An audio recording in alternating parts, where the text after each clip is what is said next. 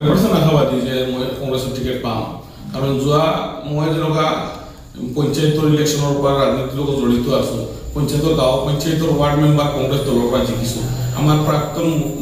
মুখ্যমন্ত্ৰী তৰুণ গগৈ ডাঙৰীয়া যোৰহাটৰ পৰা ৱাৰ্ড কমিশ্যনে খেলি পেলাই জিকিছিলে মই নিজে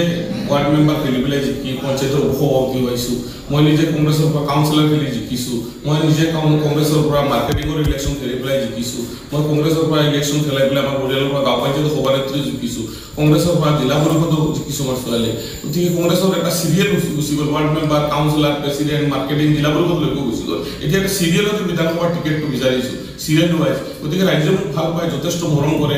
আৰু ৰাজ্যৰ আশীৰ্বাদত দোৱা আৰু আশীৰ্বাদ আলিম সমাজ যুৱক ভাই বন্ধু আই মাতৃ সকলে মোৰ কাৰণে দোৱা কৰি আছে আৰু মই 100% মনত আশা লৈ আগুৱাই আছো কাম কৰি আছো